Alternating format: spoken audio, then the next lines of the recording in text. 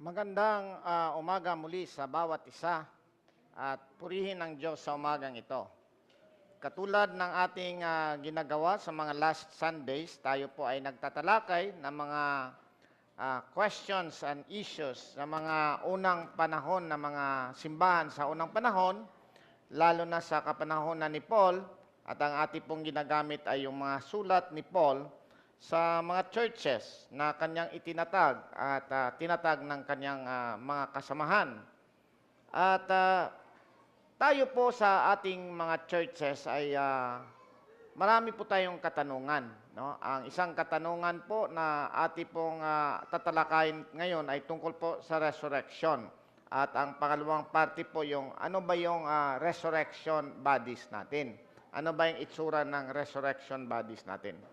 Katulad ng panalangin ni Brother Roel kanina, itong topic ay hindi madaling intindihin sa mga nagsasaliksik sa natural mind, ngunit sa spiritual mind ay medyo naiintindihan natin. Mapalad tayo na nandito tayo sa side ng after kay Jesus Christ, kasi even ang mga prophets na nakasulat sa Biblia ay hindi nila masyadong naiintindihan ito. Ano ba yung resurrection? Ano ba yung resurrection bodies?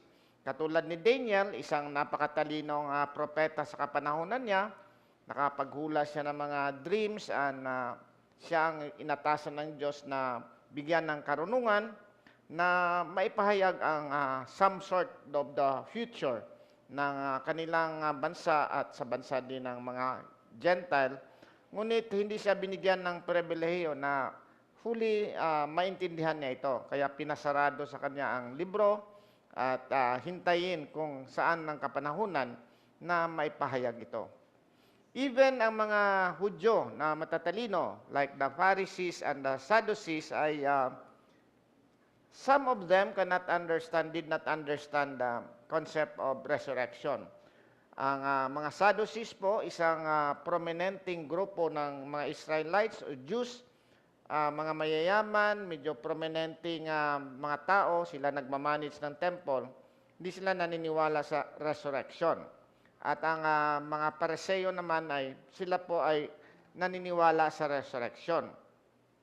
Kaya makikita mo sa mga accounts ay ginamit ni Jesus Christ na na-divide ang grupo ng Sanhedrin, kasi some of the members of the Sanhedrin were Pharisees, and the others were Sadducees. At sinabi niya na may resurrection. So ang mga Sadducees ay hindi sila naniwala ng resurrection. Ang mga Pariseo ay naniwala sa resurrection. Kaya sila ay nagdi-debate na wala na yung issue tungkol kay Jesus Christ. Another account ay ginamit din ni Paul. No? Kasi si Paul ay mayroon ng encounter na naipit siya at sinabi din niya yung resurrection ng mga tao. At nag-away din yung mga Pariseo at sa mga Sadduceo, kasi ang Sadduceo, hindi nga sila naniwala sa resurrection. Mapalad tayo sa umagang ito kasi nakasulat na po ang Biblia at ito ay sinulat ni Pablo many years ago at ito ay tungkol dito sa isang simbahan na nagtatanong din. Alam po natin na ang simbahan na to ay parang multicultural na simbahan, ang Corinto. Meron silang mga Greeks, meron silang mga Romans, meron din silang mga Oriental o mga Eastern na people, at meron din mga foreigners na dumadating sa kanila. So, ang resurrection po, which is very important, kasi sinabi nga ni Paul na ito yung gospel na narinig ko, at ito ay tungkol sa death, burial, and resurrection of Jesus Christ, na isa din sa ating mga statements of faith. Nakasulat nga dito sa ating statement of faith ay death, burial, resurrection, and ascension of Jesus Christ. So it is very important na maintindihan natin ang resurrection at ano yung ating resurrection bodies. Kasi ang God po natin ay transcendent. Ang ibig po transcendent ay malayo siya sa ating kaalaman. Hindi natin siya kayang i-define, hindi natin siya kayang unawain. Kaya nga mayroon nagsasabi, kung kaya mong unawain ang God mo, yung God mo na yan, na hindi yan ang God ng Bible na isinulat dito sa ating Biblia, Kasi ang God na totoo ay hindi mo siya talaga maintindihan. Hindi mo siya maintindihan. Pero mayroon ding aspeto ang God na nagpapakilala siya. Ang tawag doon sa English ay immanent.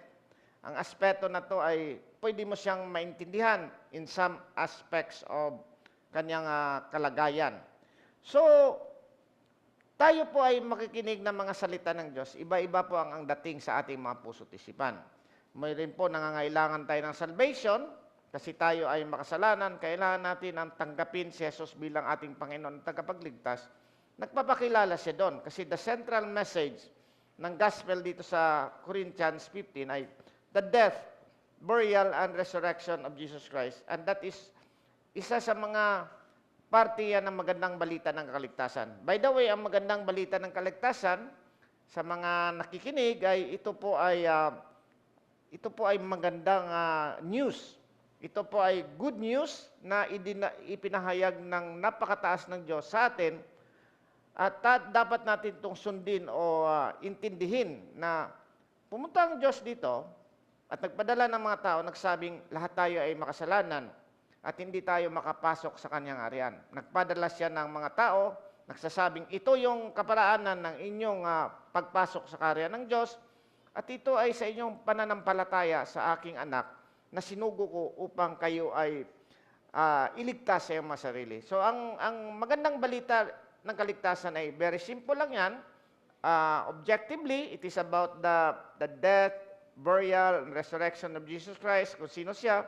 Pero kailangan natin yan ipasok sa ating mga puso't isipan na tayo po ay talagang naniwala doon at magsisi tayo sa kasalanan kasi isang konsepto doon ay banal ang Diyos. Hindi siya pwedeng lumapit sa isang makasalanan. So bilang isang anak ng Diyos ay banal siya.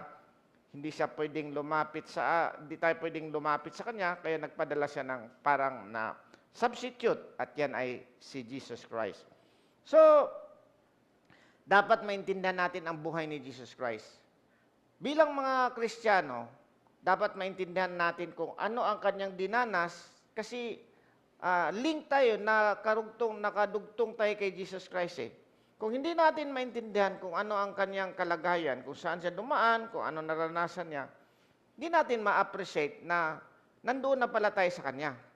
So sa umagang ito, titingnan natin na si Jesus Christ ay Diyos na nagkatawan tao, ipinanganak dito, namuhay ng 30 years, tapos after 30 years, 33 years, nagkaroon ng 3 years, nagkaroon siya ng ministry niya, na iligtas tayo, at ma-fulfill yung pagkamatay doon sa krus, at siya ay namatay sa krus, nabuhos ang kanyang dugo para sa ating mga kasalanan.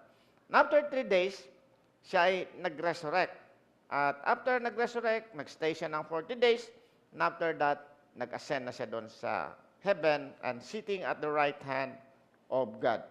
So, very important itong resurrection na to. Ito ay mga tanong ng mga tao sa Korinto.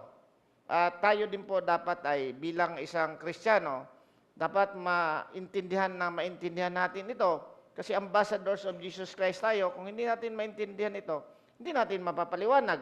At kung hindi natin mapapaliwanag, medyo may problema tayo sa ating pag-evangelize.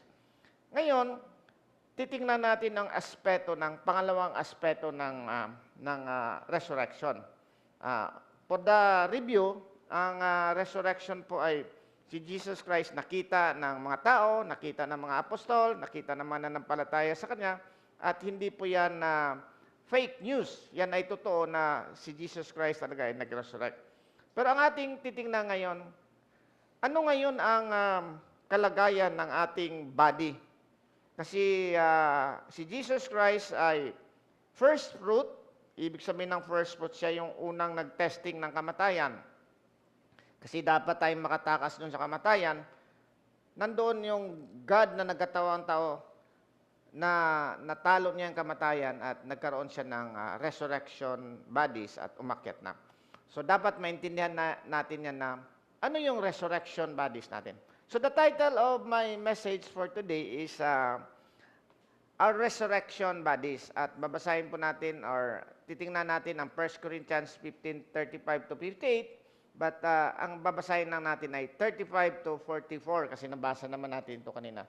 So bilang paggalang ng salita ng Diyos, tayong lahat ay tumayo.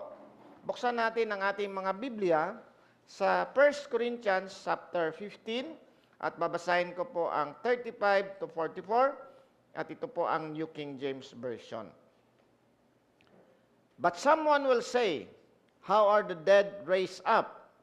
And with what body do they come? Foolish one, what you sow is not made alive unless it dies. And what you sow, you do not sow that body that shall be, but mere grain, perhaps wheat or some other grain. But God gives it a body as He pleases, and to each seed its own body. All flesh is not the same flesh, but there is one kind of flesh of men, another flesh of animals, another of fish, another of birds. There are also celestial bodies and terrestrial bodies, but the glory of the celestial one and the glory of the terrestrial is another. There is one glory of the sun, another glory of the moon, and another glory of the stars. For one star differs from another star in glory. So also is the resurrection of the dead. The body is sown in corruption, it is raised in corruption, it is sown in dishonor, it is raised in glory. It is sown in weakness, it is raised in power. Verse 44, it is sown a natural body, it is raised a spiritual body. There is a natural body, and there is a spiritual body. Panginoong Diyos na aming Ama, muli kaming nagpapasakop sa iyo sa umagang ito, sa pakikinig ng iyong mga salita. At alam po namin, Lord, ng iyong mga salita ay makapangyarihan sa lahat. Ito ay nagbabago sa aming mga buhay. Nalaman namin makasalanan kami. At higit sa lahat, malaman namin ang aming tagapagligtas na si Jesucristo at nagbibigay sa amin ng pag-asa habang naglalakbay kami sa mundong ito. Alam po namin na ang iyong mga salita ay mayroon pong spiritual na content, mayroon din po mga practical na bagay. Ngunit alam po namin, Lord, ng spiritual na bagay ang nagbibigay sa amin ng content sa aming mga buhay habang kami naglalakbay sa mundong ito. Ngunit alam din po namin na ikaw din po, Lord, ang maggabay sa amin habang kami naglalakbay sa mundong ito. Sa oras po to, Lord, gabayan mo ako sa aking pagpahayag ng masalita at sa lahat na makikinig, buksan mo, Lord, ang aming spiritual mind upang maintindihan ito. Salamat muli, Lord, at dalangin namin to sa pangalan ni Jesus, na aming Panginoon, tagapagligtas. Amen. Tayo po ay makakaupo na. Ngayon, mayroon po ditong situation. Kasi si Paul po ay sinusulatan ng mga Korinto at alam po natin ang Korinto ay isang church na maraming katanungan. At ang isang katanungan nila, ano bang itsura nitong aking resurrection bodies? Ang ibig sabihin ng resurrection bodies, lahat tayo ay magkakaroon yan. Kasi lahat tayo, according to the Bible, lahat tayo ay mamamatay. At kasulad ng sinabi natin, na binasa natin kay Daniel, and even in the New Testament, in the John 5:26 or 27, na some will raise into damnation, and other will be resurrected into life. Ibig sabihin, dalawa lang po ang ating papuntahan.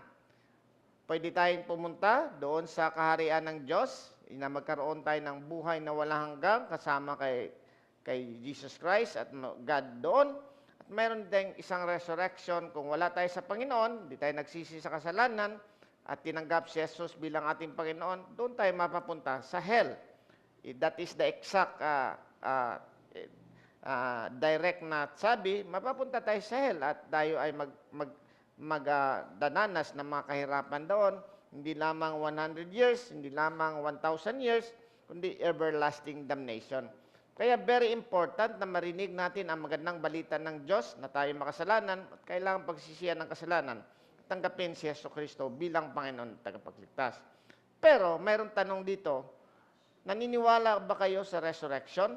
So pinrove yan ni Paul na totoo yung resurrection. Kasi si Jesus Christ ay nag-resurrect. Kasi ang model ng God sa kapanahon nila ay Israel at ang pangalawang representation ng God sa kanyang exact God ay si Jesus Christ. Kasi Jesus Christ is the exact representation of God. But Jesus Christ has two natures. Dapat malinaw ito sa inyo na si Jesus Christ ay mayroong dalawang natures yan. Una-una, siya ay God. Ang lahat ng mga katangian ng God ay nasa Kanya, pero during His lifetime dito, hinuhold niya ang mga katangian na yan at nakikita din natin ang katangian niya bilang isang tao. At bilang isang tao, siya ay nagmi-mission, siya ang gumanap bilang sa ating kalagayan. At isa nga dito ay pinoprove niya na natalo niya ang kamatayan.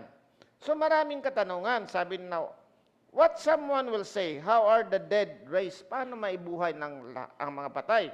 And with what body do they come? Ano ang kanilang body? Sabi ni Paul, foolish one, very, very harsh or very direct ito. Mga hangal. Kasi question kayo ng question, mga hangal. What you sow is not made alive unless it dies.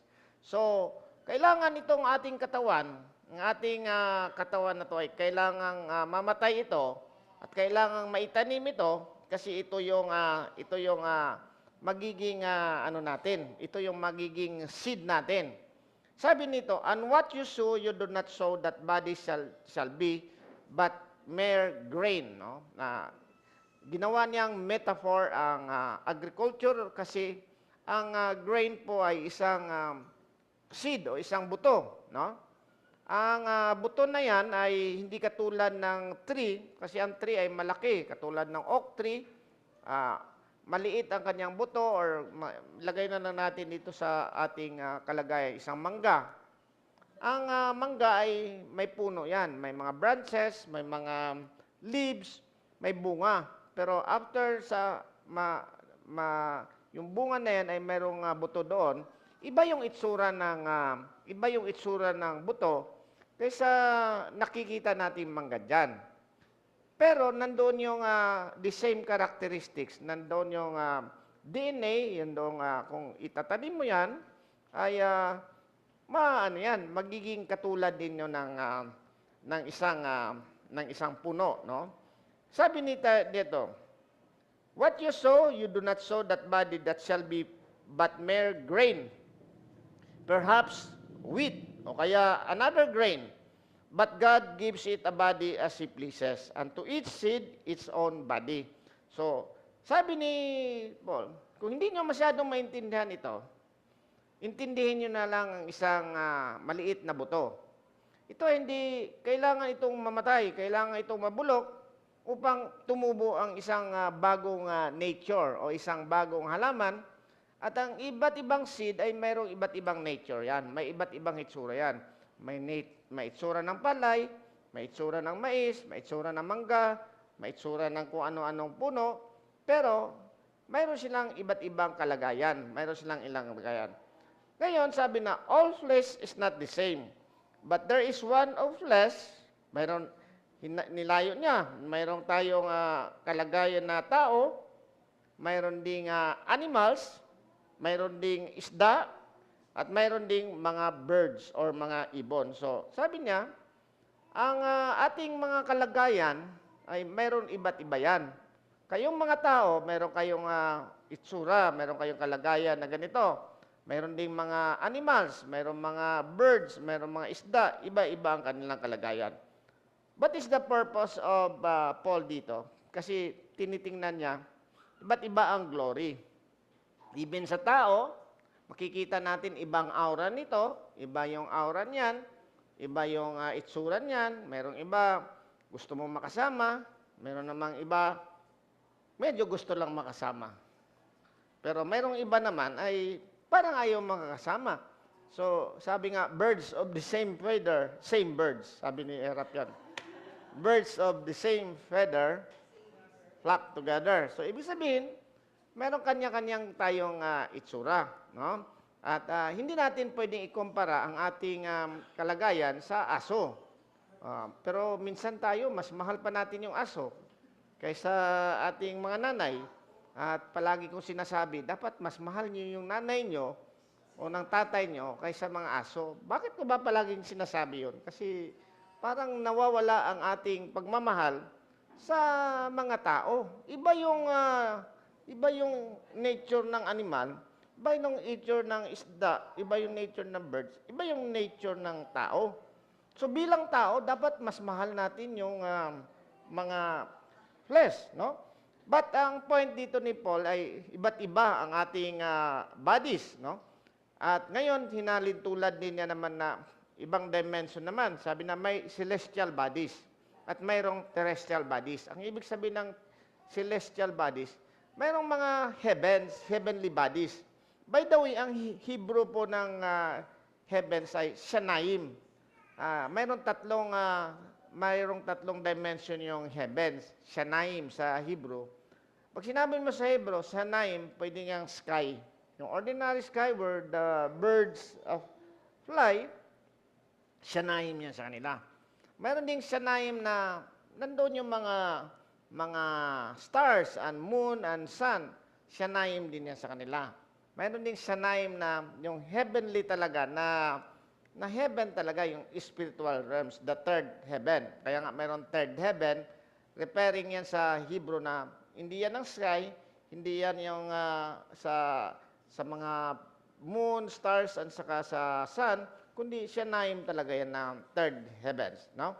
So, kinumpare niya dito na mayroong celestial bodies at mayroon ding terrestrial bodies. Ang terrestrial bodies, dito sa mundong ito, at mayroon ding celestial, yung mga sun, moon, and stars.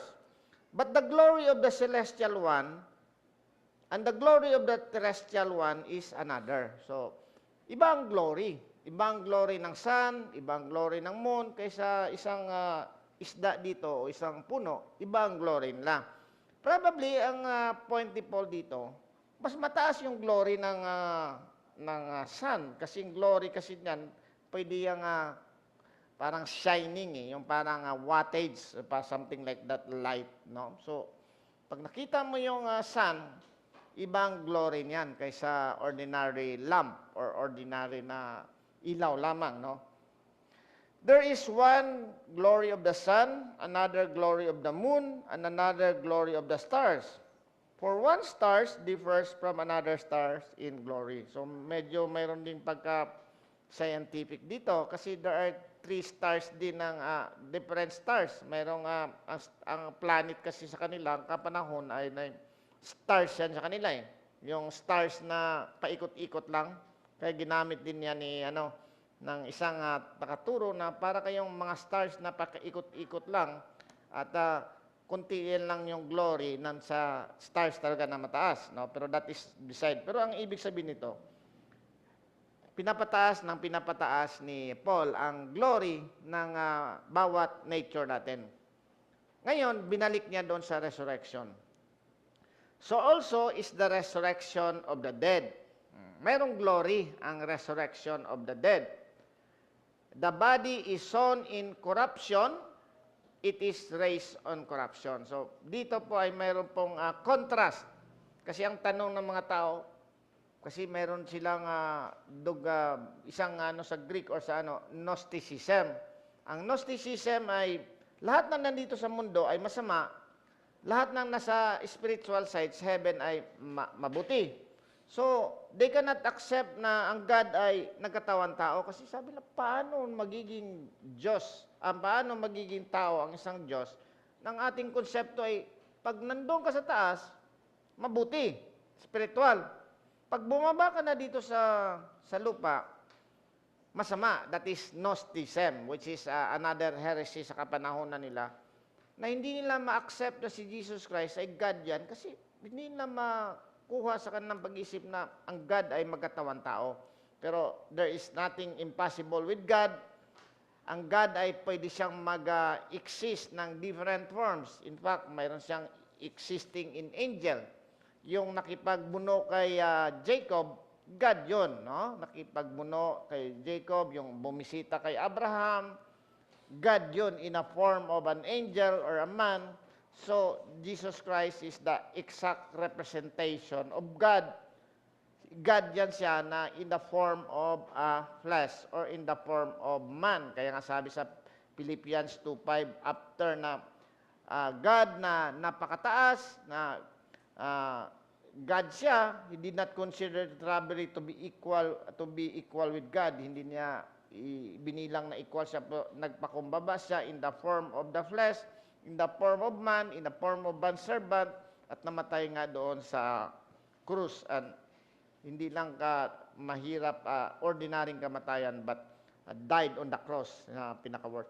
So, hindi natin maka-question yan, no, na ano yan? Mayroon nga akong isang narinig na isang sikat na preacher dito. Hindi na maintindihan na si Jesus Christ ay ano daw, tao. Dapat God lang yan. Kasi hindi niya makuha yung concept na God and man. Ang kanyang sarcastically, ano yan, sirena? Kalahating tao at kalahating isda? Hindi niya makuha na ang God natin ay mayroong dalawang nature. No? God siya, truly God and fully God, and truly man and fully man. Dalawang nature yan. Kaya si Jesus Christ ay dalawang nature yan. God, tsaka man. Hindi mo pwedeng, i-divide. Kasi yun nga ang isang nature ni Jesus Christ na hindi natin maintindihan, na hindi maintindihan ng mga tao kasi hindi na maintindihan na ganyan. So, balik tayo dito sa resurrection. Sabi niya, di ba sinabi mo, ang tao ay makasalanan? Paano ngayon yan makakapasok sa kaharian ng Diyos na makasalanan yan? So, objectively, sa ating doktrina, tayo ay makasalanan, di ba? Pero hindi tayo pwedeng pumasok doon sa kaharian ng Diyos kasi makasalanan tayo. Kung sa records pa, pagtingin sa guard, hindi ka pwedeng pumasok dito.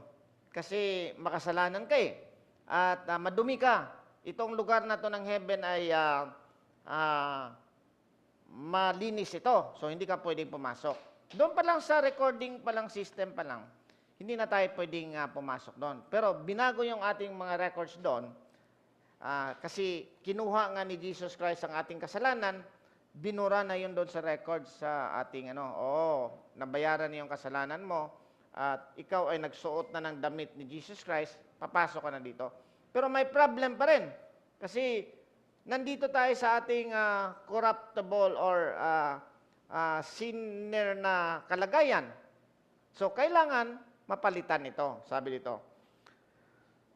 So also is the resurrection, 41. The body is sown in corruption.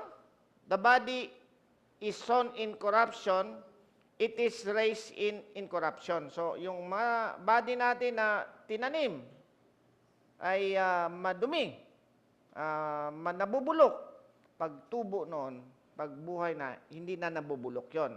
Ready for the heaven. Is sown in dishonor. Walang honor, walang dangal. Siyempre, ang usap dito ay talagang wala tayong dangal. Hindi tayo pwedeng humarap sa Diyos kasi wala tayong dangal sa pagtingin ng Diyos sa atin. It is raised in glory.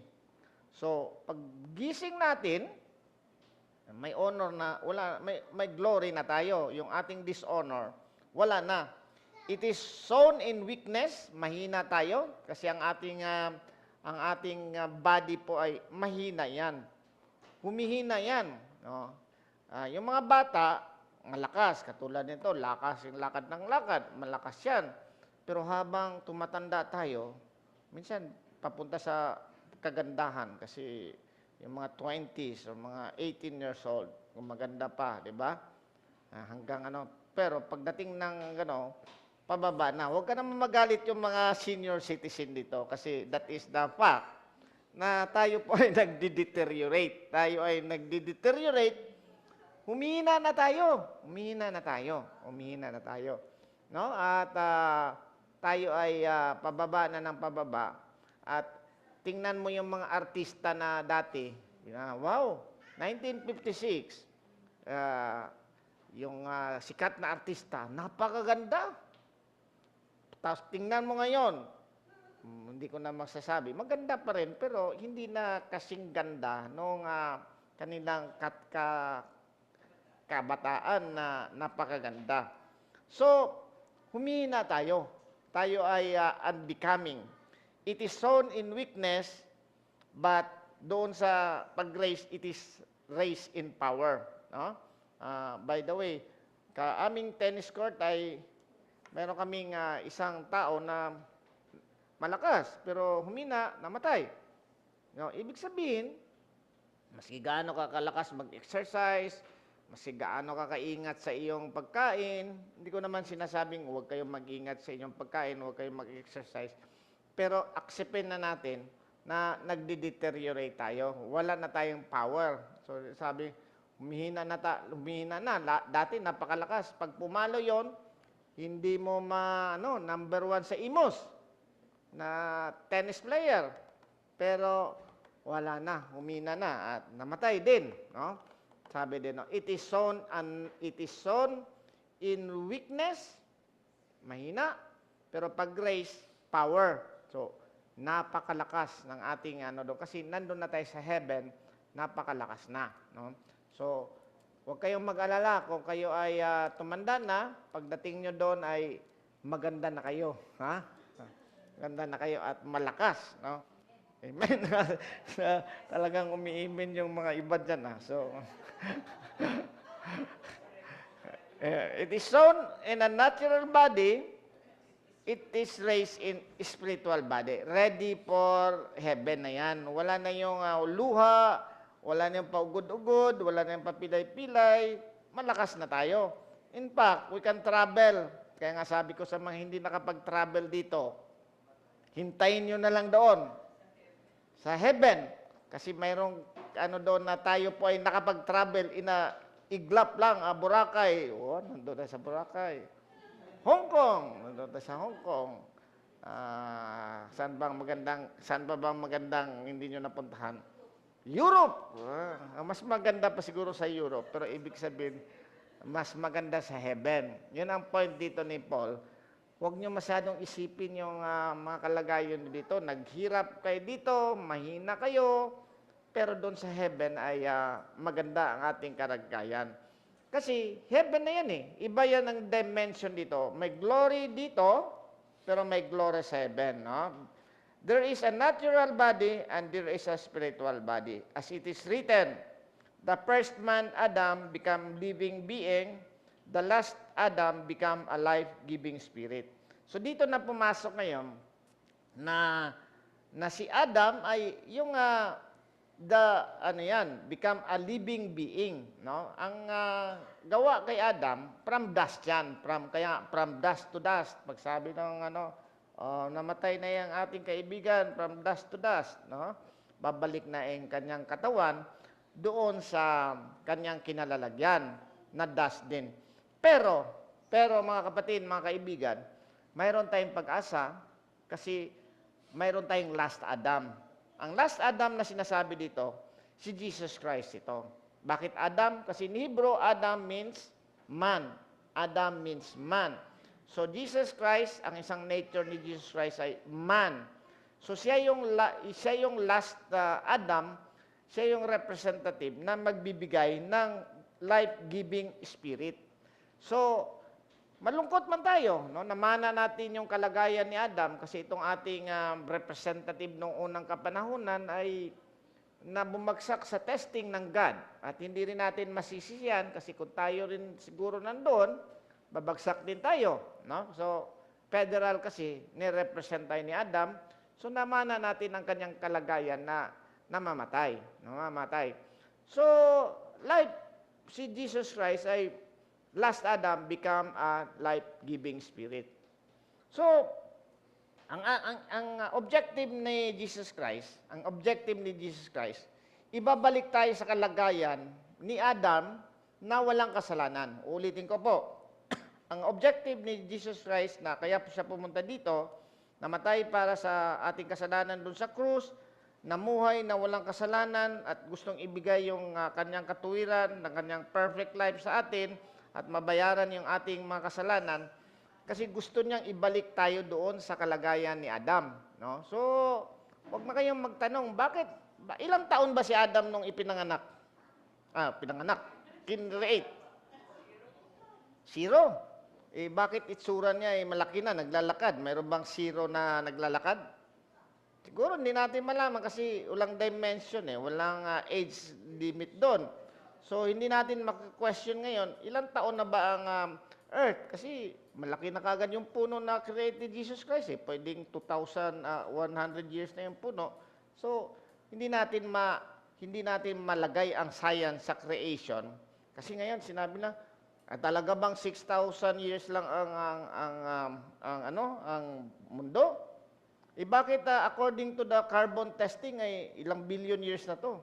Hindi mo alam na nung binigay ni God yung moon, yung bato na yan ay na kaagad sa carbon dating ay pwede lagyan niya na o sige itong bato na to carbon dating 1 million years na to.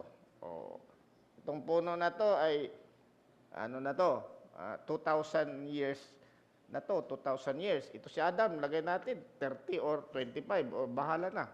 Walang dimension, walang time So, di natin pwedeng ilagay ang dito ang science kasi natural yung science, no? Spiritual ito spiritual na kalagayan to. However, the spiritual is not first, but the natural. And afterwards, the spiritual. Kaya even in Revelation sa atin, unang-una natin ang ating revelations, we know that there is God because there are some creation. Nakita natin ang isda, nakita natin ang puno, nakita natin ang araw. Kaya nga sinong gumawa ng isda? Ang Diyos. No? Ni-appreciate natin ang God. Pero mayroong pangalawang revelation and I'm sure at gusto ko marinig nyo na ang revelation na to ay paano kayo maligtas. Paano ka maligtas? Hindi mapalad kayo kung hindi kayo atheist. Ang atheist naman talaga ayaw lang nila kasi gusto lang nila magkasala pero intellectually alam nilang may God. At pag nandun na yan sa kalagayang mamamatay na sila ay tatawag na yan ng God. No? Pero ayaw lang nila. Pero ang point dito, mapalad kayo kung hindi kayo atheist. Ang ibig sabihin ng atheist, hindi sila naniniwala ng God. Karamihan sa atin, nung ipinanganak tayo at based sa ating mga magulang, sa ating lumang relihiyon, tayo po ay naniniwala na there is God. At mapalad nga tayo na mayroon tayong si Jesus Christ na God na nagkatawang tao. Pero ang pangalawang revelation, at gusto kong marinig ninyo, ang pangalawang revelation, aside na may God, kayo ay mapapunta sa hell kung hindi kayo maniniwala sa isang God na nagkatawang tao at siya si Jesus Christ. Uulitin ko at uulitin ko, tayong lahat ay makasalanan at hindi tayo makakaabot sa kaluwalhatian ng God. Kaya once in your lifetime, or more than times in your lifetime, maririnig nyo ang magandang balita ng kaligtasan na pinadala ni Jesus, ang kanyang bugtong na anak na si Jesus, upang iligtas kayo kasi hindi nyo kayang iligtas sa inyong sarili, hindi nyo kayang bayaran ang inyong makasalanan. Sa dami ng ating kasalanan, sabi nga sa tennis court, napakadami ng ating kasalanan. Pero, hindi natin kayang bayaran. And the only one who can pay our sin is the blood of Jesus Christ, meaning the death of Jesus Christ on the cross.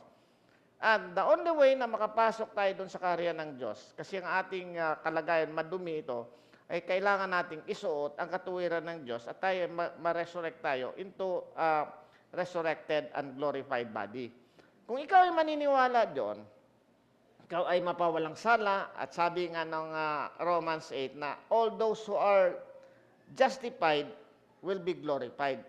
Kung ikaw ay maniniwala na si Jesus ang iyong Diyos at magsisi ka sa kasalanan at tanggapin mo si Yesu Kristo bilang iyong Panginoon tagapagligtas, siyang nag-substitute o siyang naggawa ng iyong kaligtasan, ikaw ay maliligtas, mabago yung records mo sa heaven. At the same time, kung mabago yung mga records mo sa heaven, isang araw, kung tayo po ay mamamatay at dadating na si Yesu Kristo o sa pagdating niya, papalitan yung ating katawan ng glorified body ready for heaven. That is the second revelation. Sa atin. At ang pangatlong revelation na I hope na maintindihan din ng mga Kristiyano ay yung revelation of providence na ang Diyos ay mayroon siyang mga tinatakda sa mga naniniwala sa Kanya at ito ay hindi niya iiwan at hindi niya pababayaan, puprovide niya ng mga pangailangan.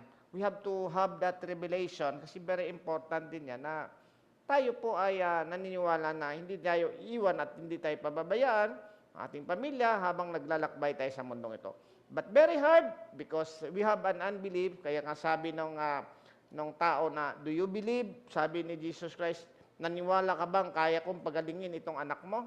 Sabi ng tao, I believe, Lord, but help my unbelief. Mayroon pa tayong unbelief. Hindi tayo masisisi dyan. Kailangan natin marinig at marinig ang salita ng Diyos upang ang mga promises ng God ay tumatak sa ating puso't isipan at magtitiwala tayo. Kaya nga sa do not worry, nakikita mo yung mga ibon dyan sa parang o sa mga langit, sa Sianaim, ay hindi sila nagtatrabaho, ngunit binibigyan. Pero tayo, mayroon naman tayong ibang flesh naman tayo. Kailangan din natin may responsibilidad. Pero ang point doon, that is the third revelation na hindi tayo iwan at hindi tayo pababayaan ng God. Ngayon, sabi dito, si Jesus Christ ito, the first man was on earth made of dust. The second man is the Lord's. Lord kasi is referring to Jesus Christ. From heaven, no? Kaya nga yung hindi ko makalimutan yung aking first sermon. Ang aking doon ay tayo ay ginawa sa dust. Ang heaven, ang God, ang ating tagapagligtas ay made in heaven. Ang ating salvation is made in heaven yan. Bakit? Sino nagplano ng iyong salvation? God the Father, pinaka-best na architect, pinaka-best na builder, God the Father. Sino ang nagtrabaho ng iyong kaligtasan? Jesus Christ, the best performer, the best accomplisher. Wala ka ng ibang may padala. Sabi nga nila, sino ipadala natin dito? O wala pa namang angels doon, or mayroong angels, di pwede ipadala yung angel. Kailangan ipadala yung second person of the Trinity. Sino nagko-convince sa atin? Sino? Si Brother Carlo. Hindi ako nagko-convince. Ang Holy Spirit ang nagko-convince sa atin. Kaya nga, meron kami sa klase. What is the purpose of preaching? Is it to, to transform o to convince? Lakas loob ako. Sabi ko, the purpose of preaching is not to transform you because person cannot transform your spiritual being, and not to convince you because if you will state the gospel rightly, it is offensive to the natural mind, and the natural mind cannot understand this because the spiritual mind is discerned spiritually. So, ang ating purpose, i-herald lang natin. I-herald o i-proclaim lang natin. O, ito yung magandang balita ng kaligtasan na ikaw ay mamamatay, mapapunta ka sa impyerno. Eh, gusto mo ba ng kaligtasan? Nandito ang offer ng God. Pinadala niya ang kanyang bugtong na anak. At kung sino mang mananampalataya sa kanya ay may buhay na walang hanggan.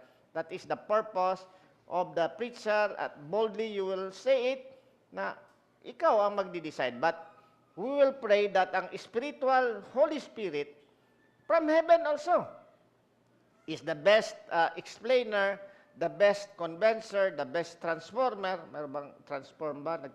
Transformer.